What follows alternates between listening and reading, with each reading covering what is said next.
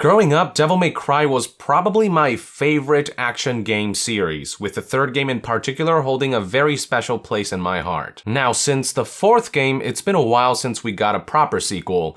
DMC wasn't a bad game per se, but it was a reboot that nobody asked for, which is why when Devil May Cry 5 was first announced as the true next entry to the series we all know and love, my excitement was through the roof. The game really does look fantastic, with an awesome level of graphical fidelity that the new engine provides, and the gameplay looks as wild as I remember it. But then my heart sank when I saw this article from website GameSpot published on September 22nd, 2018, whose headline reads, "Devil May Cry 5 lets you spend real money to upgrade characters."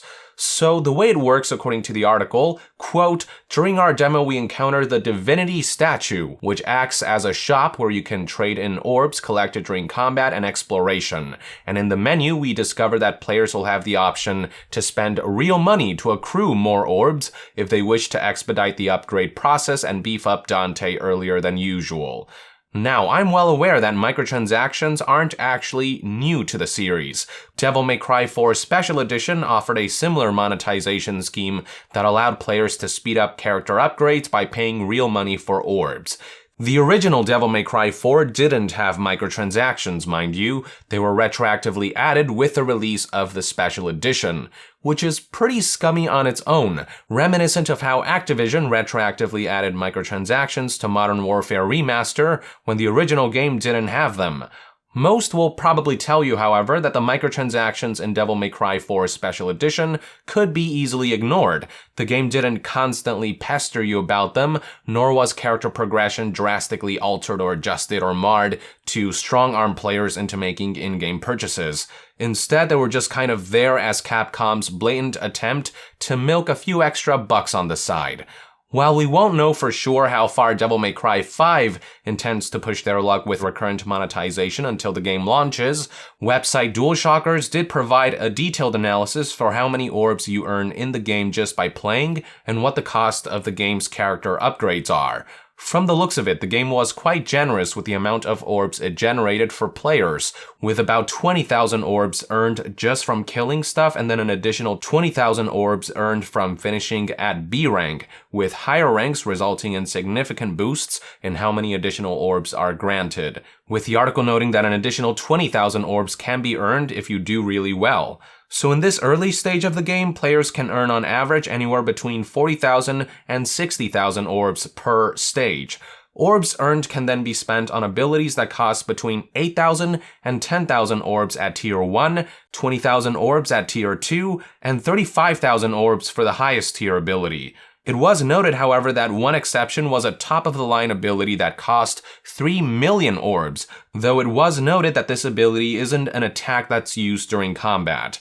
Beyond that, something else players can spend orbs on is revivals, which cost 1,500 orbs to revive at 30% health, 3,000 orbs to revive at 100% health, and 7,500 orbs to revive at extra health, and from there cost climbs with each successive revive, going from 7,500 to 15,000 all the way up to 37,500. Reviving your character means that you'll get to continue right where you died without having to go back to the last checkpoint. So if there's a really tough boss battle and he kills you while you've already taken off half of his health, I'm assuming you can spend orbs to revive yourself to continue right where you left off instead of having to repeat the boss battle all over again.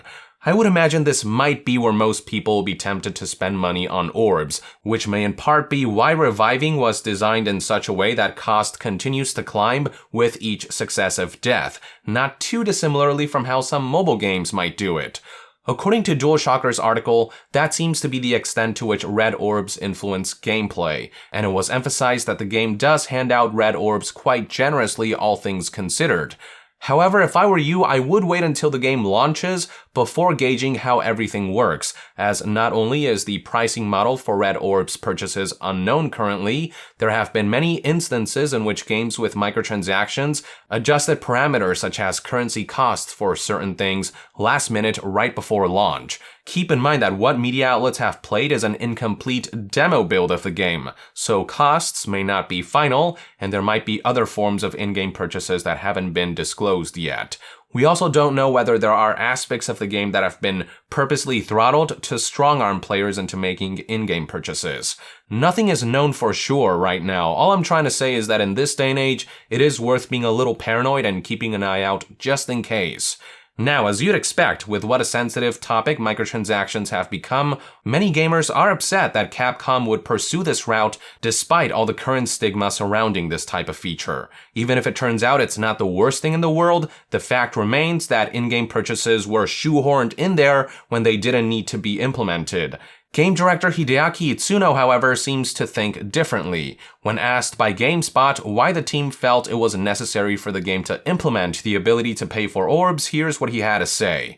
With giving people the ability to purchase red orbs, it's something we want to give people as an option. If they want to save time and just want to get all the stuff at once, those people can do that. But on the other hand, I don't feel you have to get all the moves. You should be able to play it the way you want to play it. See, that right there is a complete and utter bullshit response. It's the same old tired player choice justification that attempts to sell turd as gold.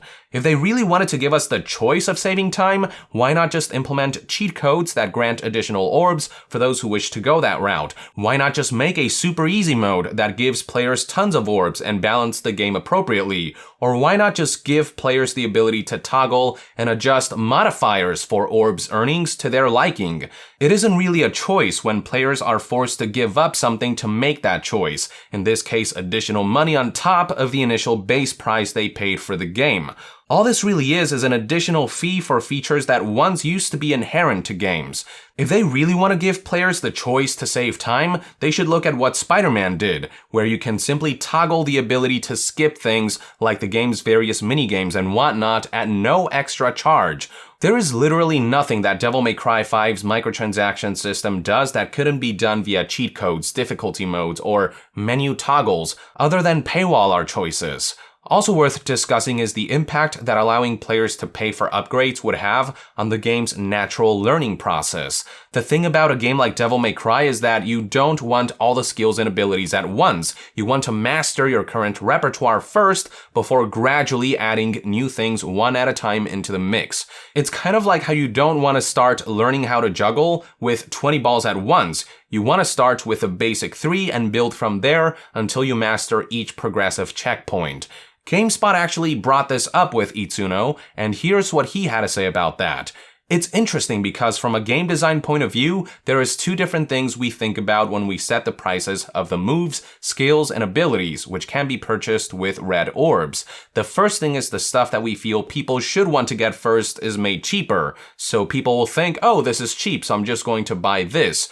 But then for the stuff that's going to be harder to use and master, we make that more expensive. Partly because you have to save up for that, you're not going to be able to buy as many skills, so you're going to have the time to learn it. So you have to make the decision between going for the cheaper stuff or saving up, getting the thing that has a lot of application, but you'll have to spend time learning and perfecting. That really wasn't a satisfactory response. What was explained here is how the game would work if it didn't have microtransactions, which would be that players would go for the cheaper abilities first, master those, and then go for the more expensive ones so that they can experience a natural progression. But in an environment where you can just dump a bunch of cash and get all the red orbs you need to clear out all possible upgrade purchases, where the in-game cost of upgrades becomes moot, since you can just pay to skip the gradual acclination of being introduced to new maneuvers at a good pace, Itsuno's explanation completely falls apart. All they've really done is charge players money for the ability to desecrate the game's natural order and design, to mar the game's integrity, to skip playing it the way it was meant to be played. Sure, players can choose not to partake in any of that, assuming the game hasn't been designed with microtransactions in mind, that is, but that doesn't make it any less scummy that Capcom felt the need to add a monetized feature that's at best completely useless and at worst flat out detrimental to the experience. Granted, I don't expect that these microtransactions will have a terrible impact on the final product. I don't expect this to be anywhere near close to something like Battlefront 2 or NBA 2K. In fact, I fully expect to thoroughly enjoy this game without having to shell out additional cash based on the footage and impressions that I've seen thus far. But something being less worse doesn't make it good, and even if Devil May Cry 5's microtransactions end up being relatively unintrusive, I cannot endorse their inclusion. Kind of like how I know murder is way worse than stealing candy from a store, but that doesn't mean I think people should be able to get away with stealing candy from stores. I should also point out that microtransactions have a tendency to grow like a cancer and become more harmful with each iteration, to inch their way towards more insidious schemes, to slowly push the envelope with each new entry. This is especially apparent when you look at how in-game purchases have evolved in the various game series published by some of the gaming industry's worst offenders. If we give Devil May Cry 5 a pass with this, I guarantee you that they'll try to push a little further with the next game's monetization scheme. Hell, I would argue that Devil May Cry 5 already pushes the envelope a little further with how revives work. Correct me if I'm wrong, but before you'd have to find or purchase a rare or expensive gold orb to have the option of reviving yourself on the spot. But now, from what reports are saying, when you die, you seem to just have the option readily available for you with seemingly no preparation required, prompting you to spend orbs at an increasing amount on the spot that you can also buy with real money. It's subtle, but if you think about it, it is ever slightly closer to how mobile games work than it was before, and that's how publishers sneak in microtransactions by us, inch by inch. And as the famous saying goes, if you give game publishers an inch, they will take a mile, which is why I say it is best to thwart the currently minor tumor that is Devil May Cry's microtransactions, while it's still manageable before it grows into something irreparably ugly and lethal down the line.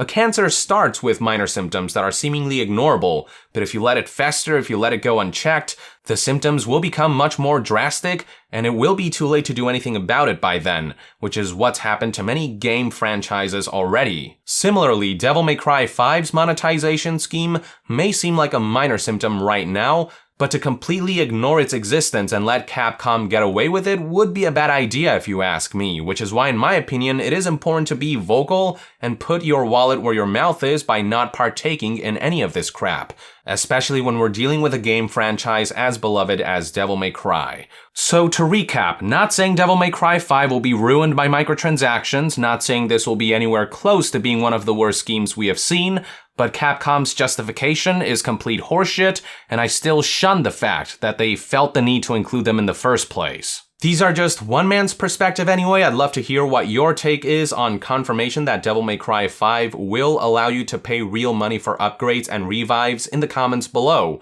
With that, I would like to end this news update. Thank you for tuning in. If you enjoy my content and would like to support this channel directly, consider donating on Patreon. And to be further updated on all things gaming news, reviews, and discussions, stay tuned right here on Yong Yeah. I'll see you guys next time. Yong out.